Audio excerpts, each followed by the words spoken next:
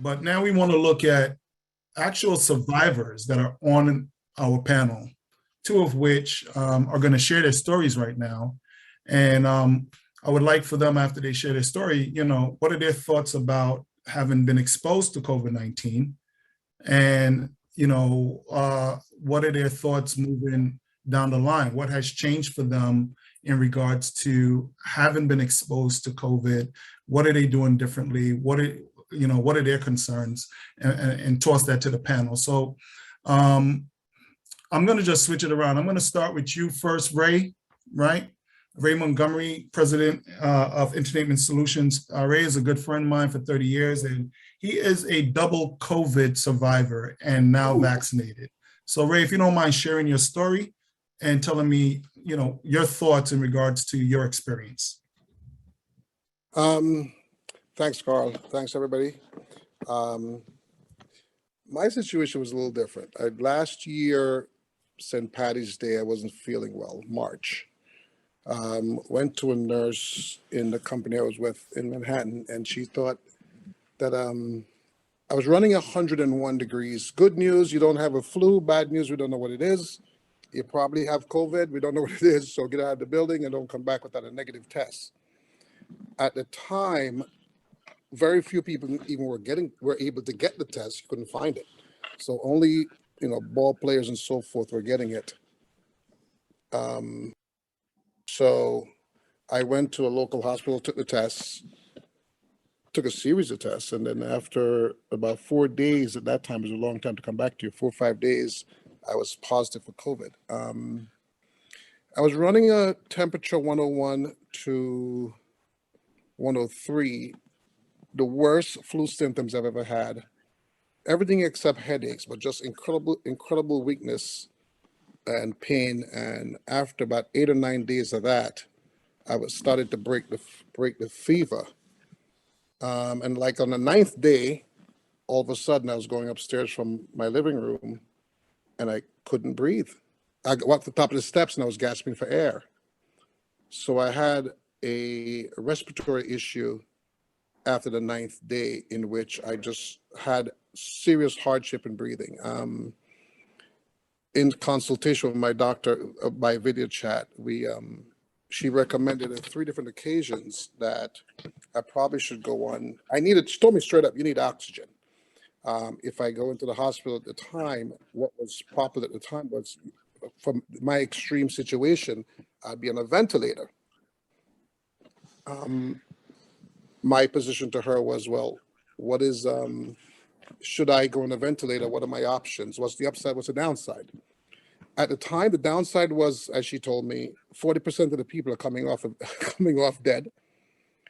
20% are coming off with permanent damage done to your throat, larynx, your vocal cords, and 40% were doing just fine. Well, I was convinced that she convinced me not to go on the respirator. So I did the whole thing of doing all my different techniques. I took she gave me what do you call it? Rescue inhaler, which I never used. But anyway, bottom line is I came through it. It took me about 5 weeks to be back in good health. I went back to work on the 6th week. Fast forward, now at that point, now I have the antibodies based on what the government is saying. I had my own discomfort, Carl, as you have, and still have, about a vaccine, an end-all be-all that was found so quickly, even though the FDA didn't approve it. We're in the height of an election in which we had so many people anti this and for that, and it was so noisy that you couldn't tell what made sense. Then I couldn't anyway. And then fast forward, so I was like, you know what? I have the antibodies. I'm high on the antibodies. I should be good to go. Let me wait and see until they fine-tune this vaccine because of my distrust of the quick remedy. This year, February, celebrating my birthday in February, woke up happy as a lark, going to go to the city, have a great time and spend the weekend in the city. And felt a little chilly. Well, I got to take a little Tylenol, no big deal. Fast forward, I'm supposed to meet with some friends, cancel the friends. Overnight, I'm soaking wet. By Monday, I called my doctor, got back in front of her. I took a COVID test. I'm positive again for COVID. Second time in 11 months, or well, 12 months. This time was extreme flu symptoms for like a week. First time with headaches, and I got through it. It was a lot milder than it was the first time. So I've survived. After that, I was convinced. And by the way, after this, by March this year, I've already buried 4 friends.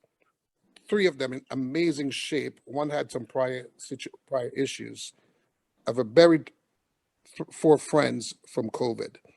And now I'm like, you know what? I don't want to try this thing for a third time.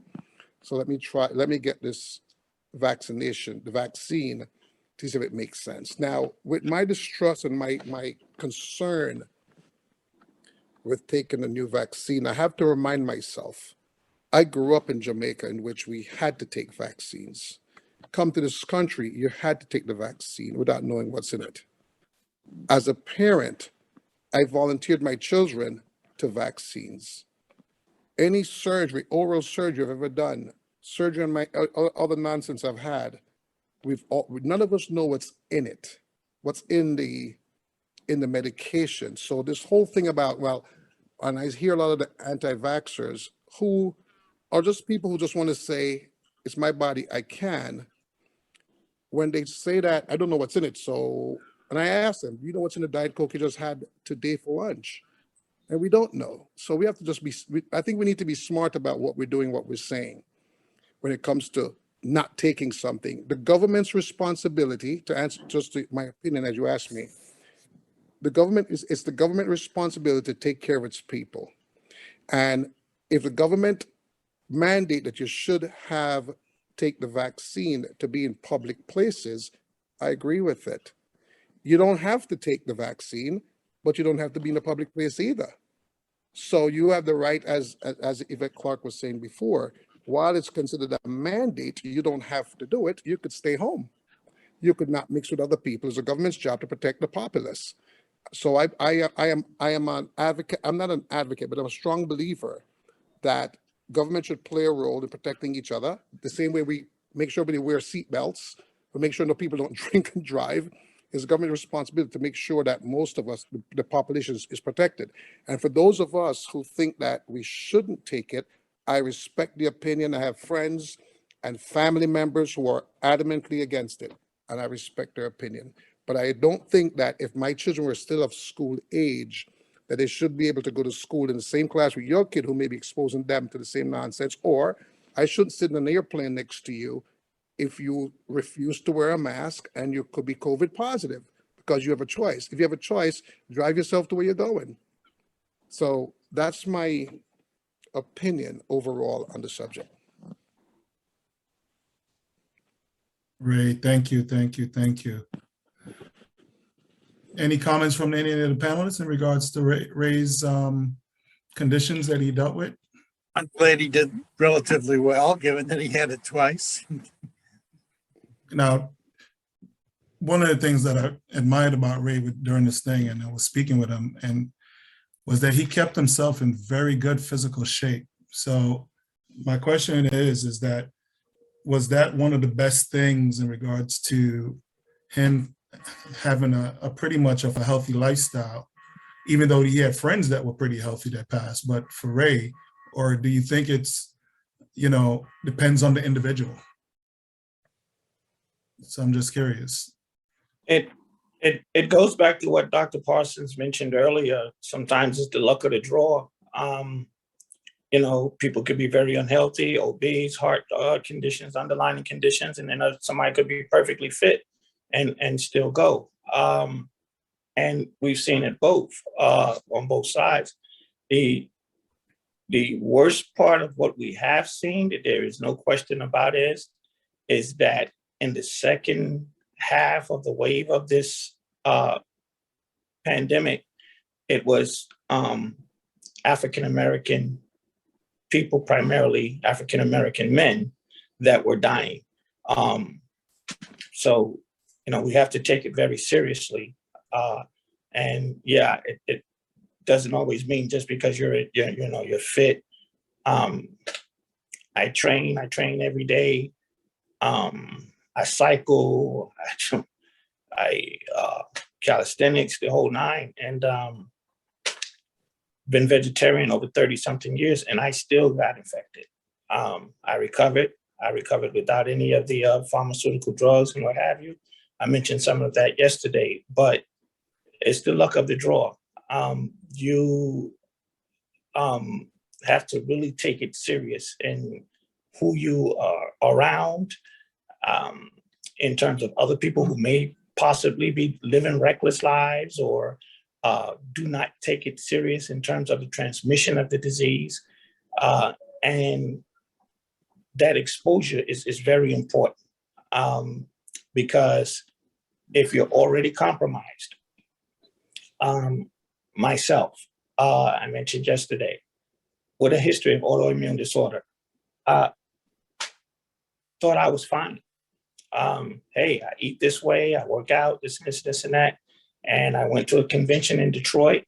And when I came back, and I drove, I didn't fly, I drove. When I came back, I was hospitalized. This is a very serious matter. We cannot take this lightly. And everyone out there, whether it's just in the audience or eventually if this gets out to the world at large, every one of the moderators, panels, we just have to take it very serious. And the choice is yours in terms of how you go about handling it, in terms of treatment or what methods of healing that you may opt for. But you should opt for some form of healing. Don't just think that it's going to go away. This virus is here, and we need to have some methods, whether you agree with conventional medicine or non-conventional medicine. You need to be thinking about being safe for yourself first, and then safe for everyone, your loved ones, your friends as well. And then, of course, if you got a good heart, everyone else in the world. Right. I Mr. Gray, I just want to make a quick point. One of the concerns and the hesitancy with this vaccine is because people are saying, well, it was developed, so quickly. And I wanted to say that the coronavirus has been around for a long time and has been studied for a long time. The fierce urgency of now came about because of the aggressive nature of the COVID-19 and the fact that so many people, from a global point of view, were just dying. I still have the vivid memory of these refrigerators outside my hospital. I never, in my 40-something years in medicine, I never saw anything like that.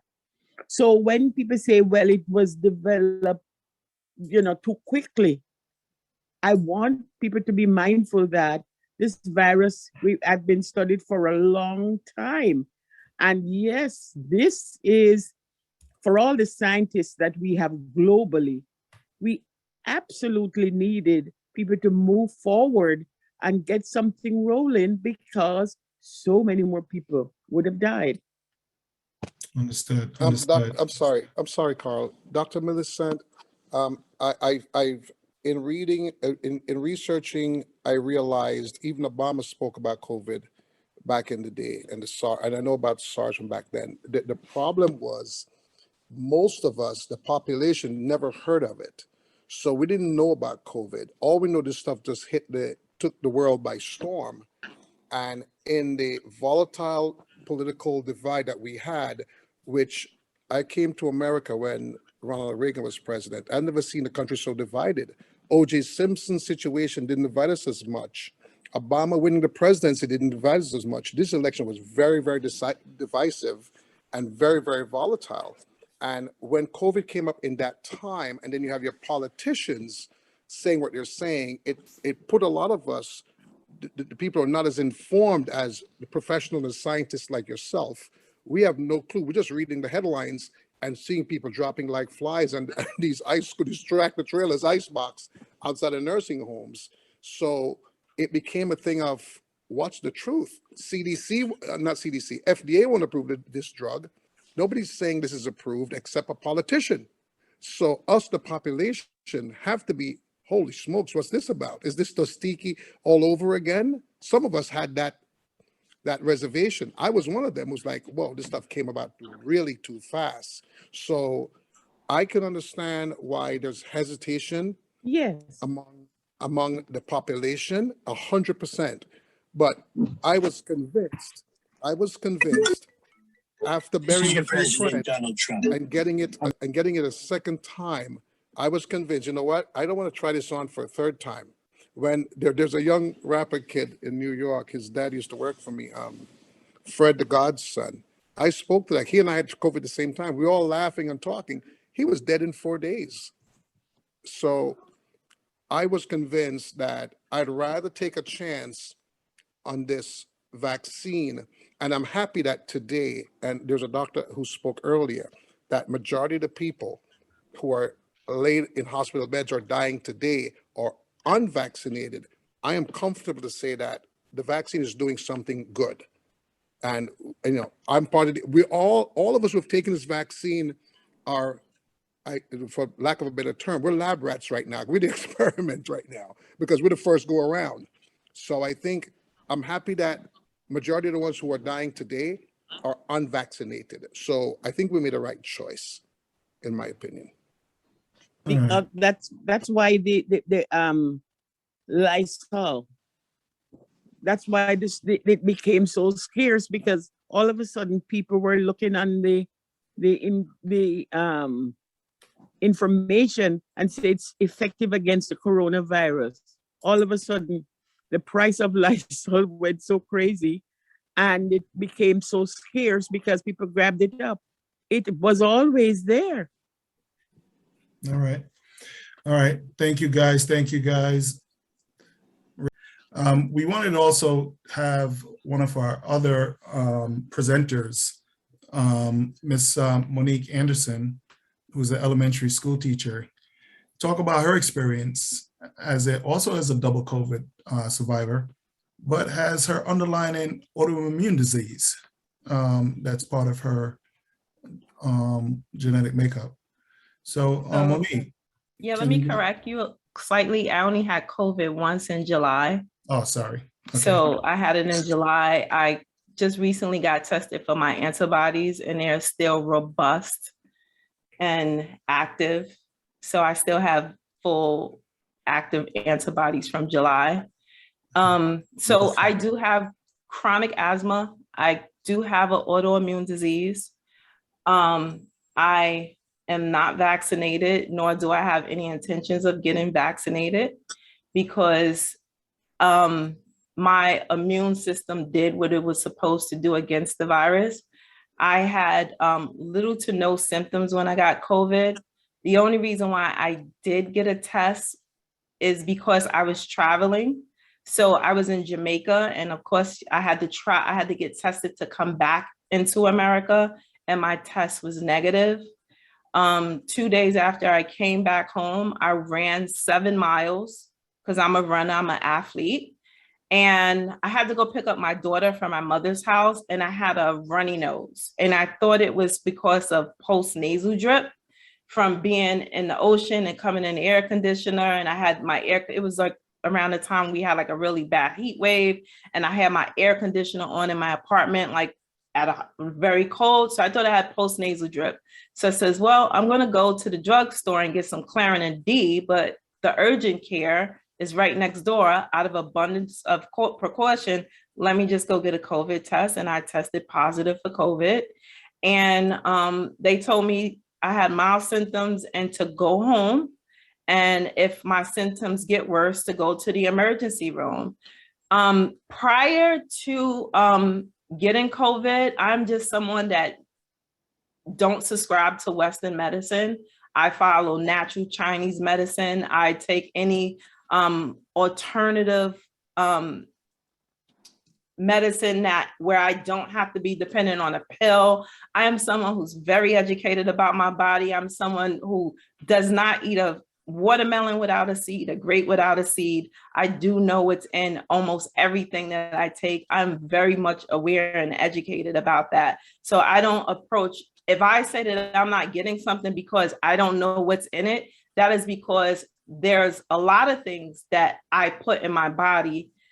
I don't put in my body because I know what's in it, and I choose not to. And then the things that I put in my body is because I know what's in it.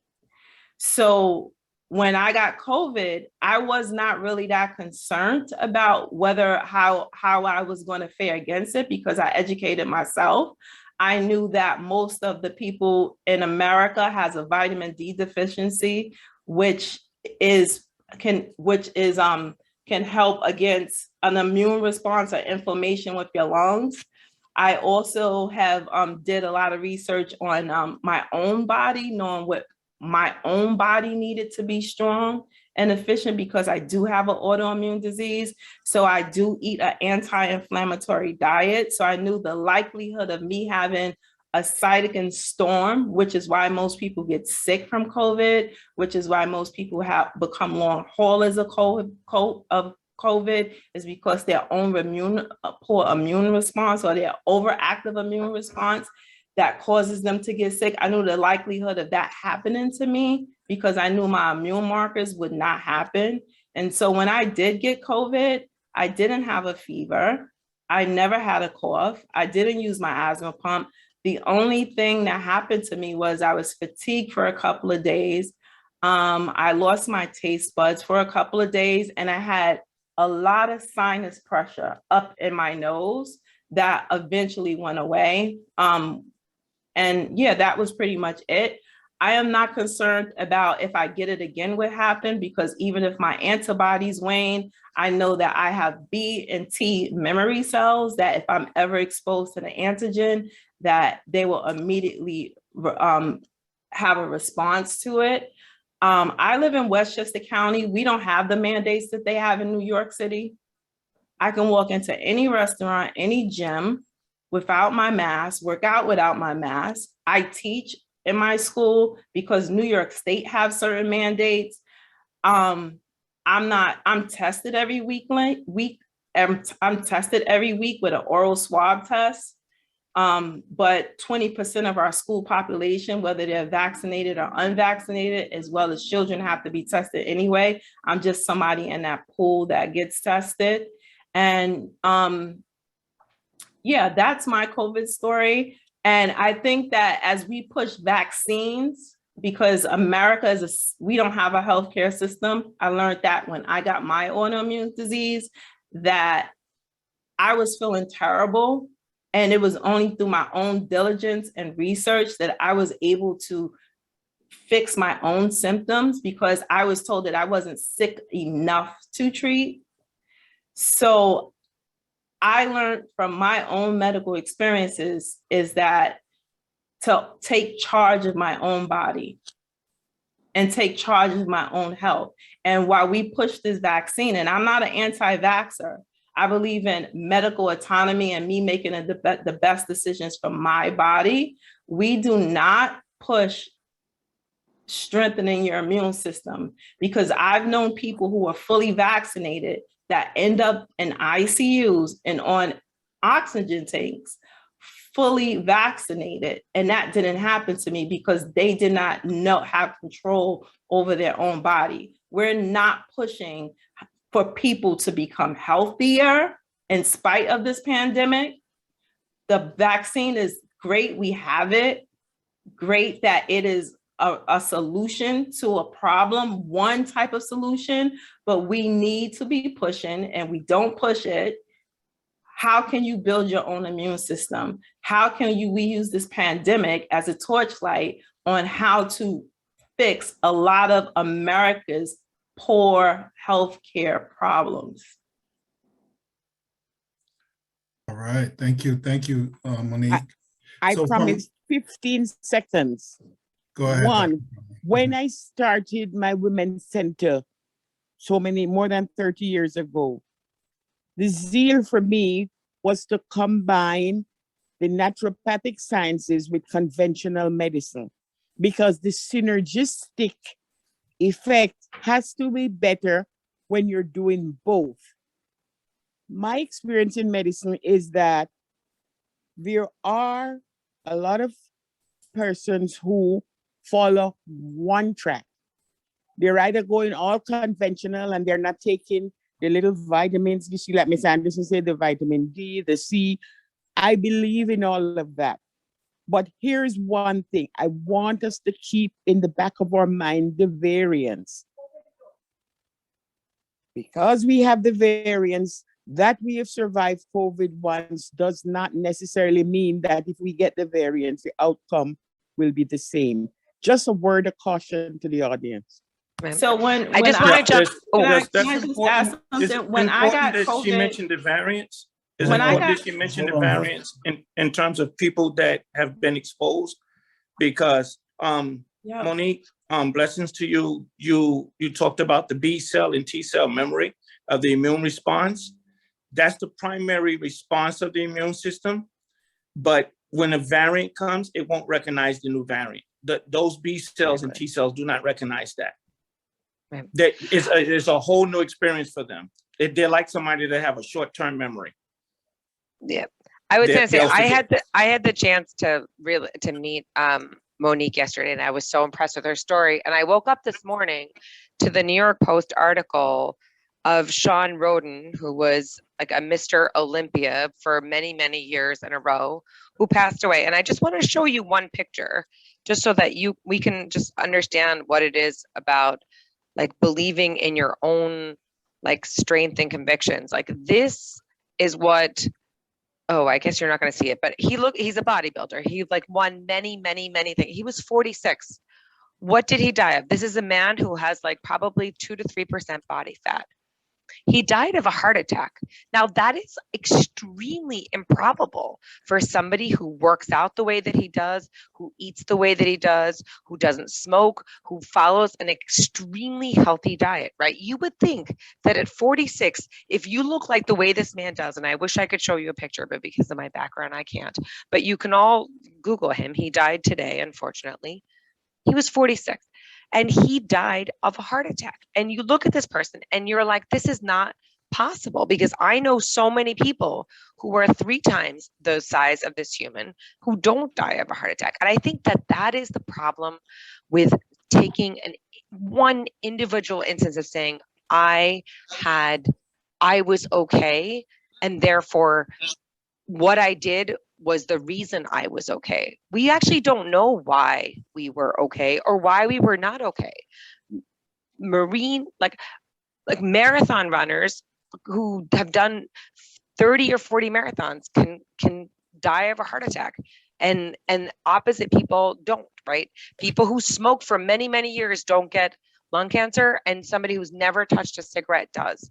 But so it's very hard to pin those on the actions of an individual human, although I have deep and profound respect for you, Monique, for the way that you live your life. And as somebody who also tries to eat healthy and like be active, like I like namaste, like I see, like I respect that is your philosophy, but I worry that it's just like Dr. Devine said, it's not possible to predict how your body will react every time.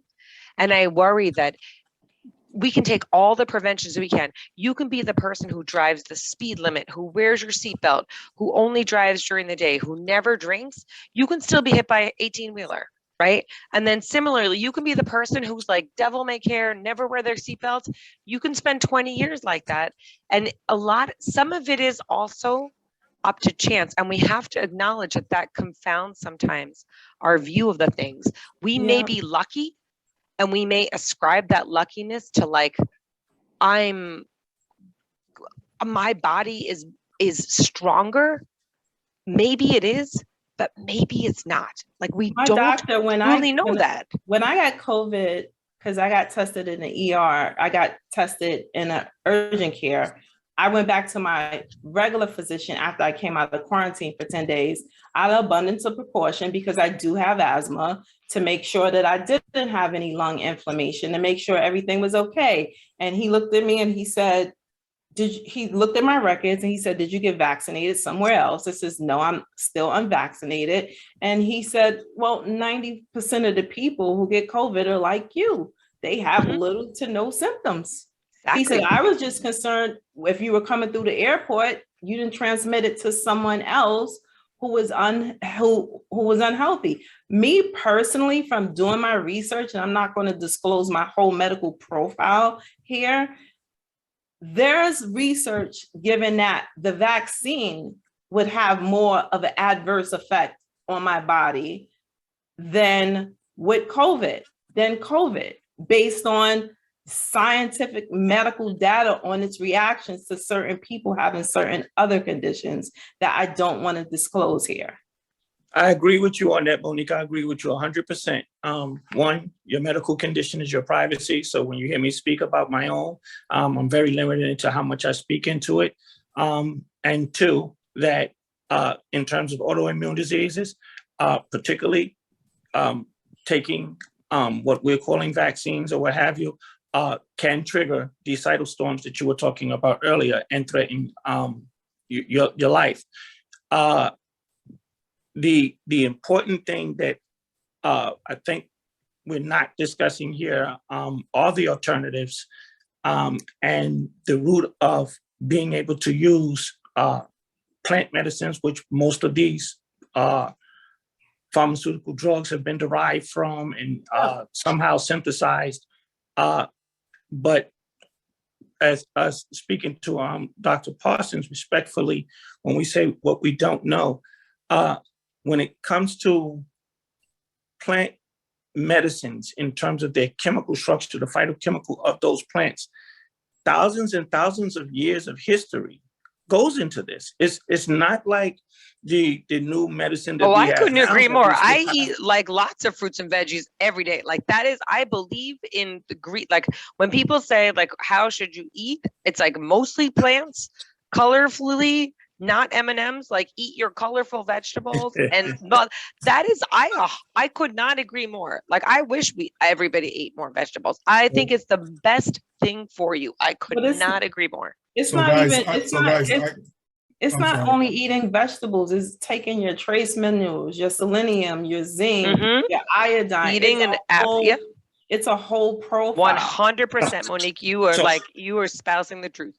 So when guys, I want to do is say not plant to medicines, cut you, I'm not Dr. just speaking Devine. about vegetables. When I'm speaking about plant medicines, then I'm speaking about your dandelions. I'm speaking about your elderberries. I'm speaking about different plants that you can actually walk into your parks and still find that are useful to your body that have trace minerals. A lot of people that don't know about the sunflower seed, the root goes 6 feet down into the ground. It brings up all kinds of trace minerals. When you're talking about a plant that actually literally follows the sun as it's moving in its course of the day, this is what the sunflower plant does.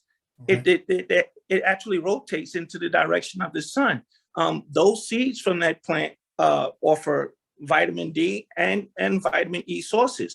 And so when you start talking about vitamin D and vitamin D being synthesized in the body from a natural source without having been radiated from something artificial, the sunlight, the vitamin D from your sunflower seed plant itself, one of your number one sources.